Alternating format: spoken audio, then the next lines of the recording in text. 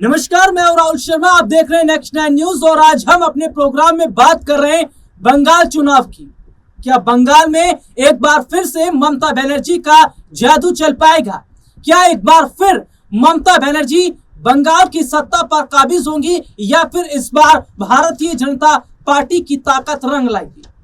हालांकि बंगाल का चुनाव इस बार टक्कर के लिए इसलिए माना जा रहा है क्योंकि भारतीय जनता पार्टी इस बार जो चुनाव लड़ रही है वो हिंदुत्व के नाम पर लड़ रही है, वो सनातन के नाम पर लड़ रही है।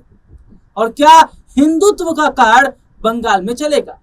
तो वहीं ममता बनर्जी की परेशानी इसलिए भी बढ़ रही है क्योंकि एसआईआर के जरिए लाखों फर्जी वोट काट दिए गए हैं और ये वही वोट थे जो ममता बनर्जी को सत्ता तक पहुंचाते थे।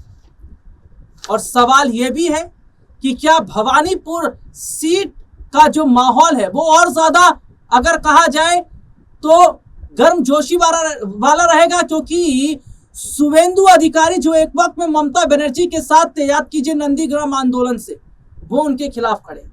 आज इसी मुद्दे पर हम बात करेंगे। बातचीत करने के लिए हमारे साथ हमारे खास सहयोगी अमन सर हमारे साथ जुड़े। सर, बहुत बहुत स्वागत है सबसे पहले तो इस प्रोग्राम में आपका। धन्यवाद सर, क्या लग रहा है बंगाल में इस बार भारतीय जनता पार्टी जो हिंदुत्व का कार्ड खेल रही है, सनातन के नाम पर जो चुनाव लड़ रही है, क्या उसमें वो कामयाब हो पाएगी?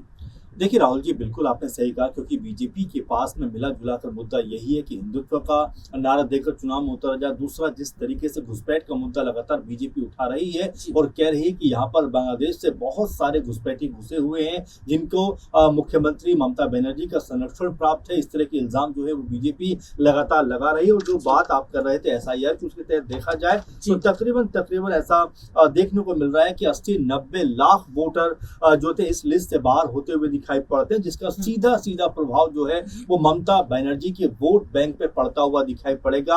आंकड़ों की माने तो आंकड़े तो यहाँ तक कहते हैं कि 110 सीटें ऐसी हैं जहां पर लगभग 50% वोट जो मायावती अब जो ममता बनर्जी को मिला करता था वो कटता हुआ दिखाई पड़ रहा है। और ये अनुमान लगाया जा रहा है कि अगर ममता बनर्जी का वोट यहाँ से कटता है तो उसका फायदा बीजेपी को होता हुआ दिखाई पड़ेगा। बीते तीनों चुनाव की बात करें तो 2011 से लगातार ममता बनर्जी जो है सत्ता में है। 2011 में 3 सीटें बीजेपी की पास थी और 2021 के चुनाव में 77 सीटें यानी कि लगभग 38% का वोट बैंक बीजेपी के पास में आता हुआ दिखाई पड़ा है। तो ऐसे में ये कहना है कि भाई जो बीजेपी है वो ममता बनर्जी के सामने या टीएमसी के सामने ठहर नहीं पाएगी, ये मेरे ख्याल में इस बार ये जो लगातार सिलसिला चला आ रहा है वो टूट भी सकता है, क्योंकि जिस तरीके से ताबड़तोड़ रैलियां बीजेपी कर रही है और जो जिक्र आपने कर दिया कि शुभेंदु अधिकारी जिस तरीके से ताल ठोकर ममता बनर्जी के सामने खड़े हैं कि एक बार फिर उनको हार का मजा चखाएंगे। और जिस तरह से आपने कहा कि अगर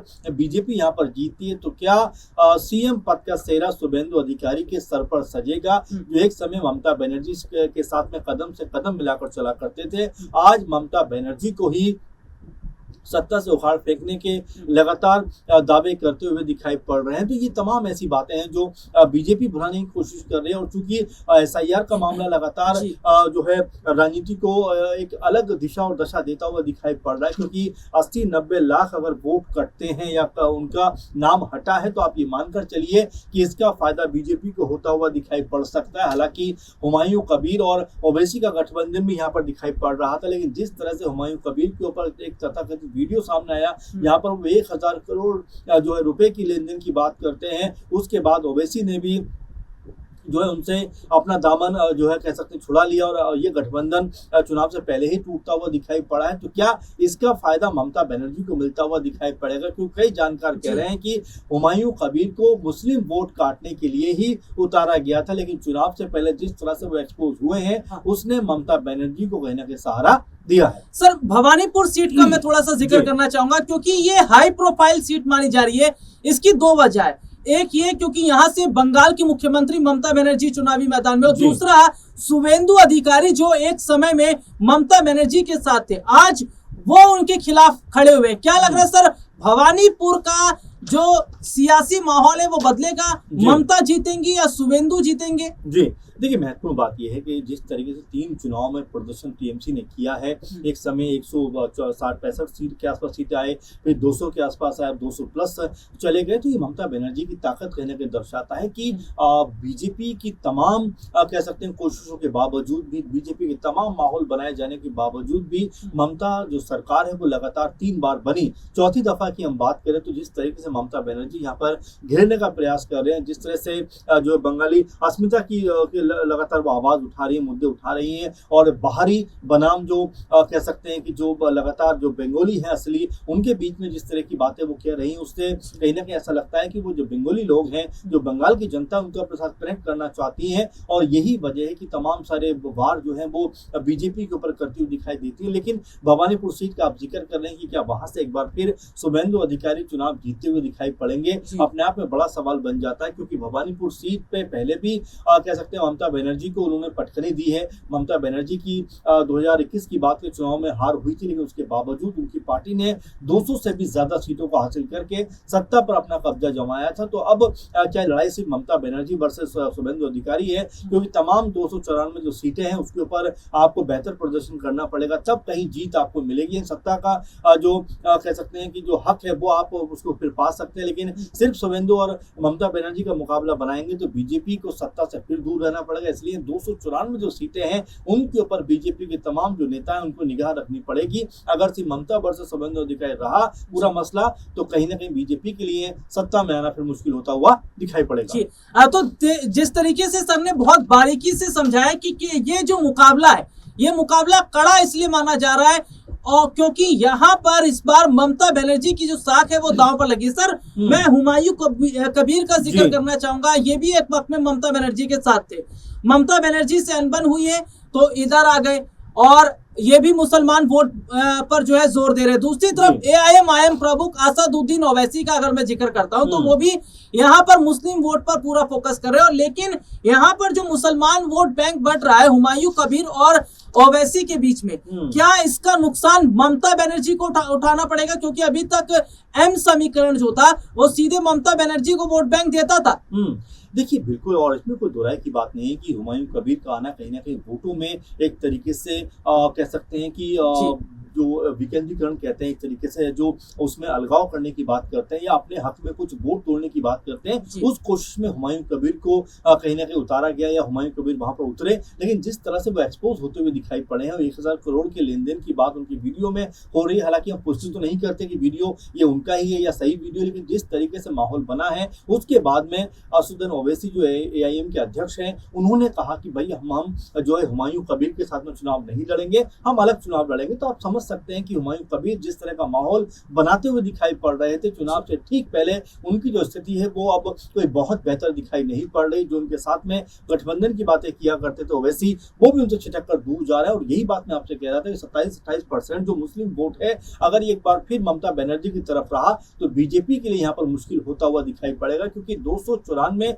कह सकते हैं विधानसभा वाले इस राज्य में बीजेपी ने एक भी मुस्लिम प्रत्याशी को टिकट नहीं दिया है, एक भी मुस्लिम कैंडिडेट को नहीं उतारा है। और यही वजह है कि बीजेपी को लेकर जो मुस्लिमों का नजरिया है या मुस्लिम समुदाय का नजरिया है कि भाई बीजेपी अपने जो कह सकते हैं प्रत्याशियों में 1-2% भी मुस्लिम प्रत्याशियों को नहीं उतारती है, तो वो इसीलिए कटा हुआ दिखाई पड़ता है और इसका फायदा जो है वो ममता बनर्जी को होता हुआ दिखाई पड़ सकता है। तो देखिए सबसे बड़ी बात क्या है कि जो ममता बनर्जी है, इस बार ममता बनर्जी को नुकसान इसलिए हो रहा है क्योंकि हुमायूं कबीर और असदुद्दीन ओवैसी ये दोनों चुनावी मैदान में जो कि ममता बनर्जी के लिए मुश्किलें खड़ी करते हैं। सर, एक आखिरी सवाल रहेगा, मैं अगर भारतीय जनता पार्टी की बात कर लूं, जहां जहां अगर हम सरकारों को देख लेते हैं, चाहे मध्य प्रदेश में देख लें तो मोहन यादव को बनाया, राजस्थान में भजन लाल शर्मा को इन्होंने बनाया है, इसके अलावा महाराष्ट्र में देवेंद्र फडणवीस, दिल्ली के अंदर इन्होंने रेखा गुप्ता को।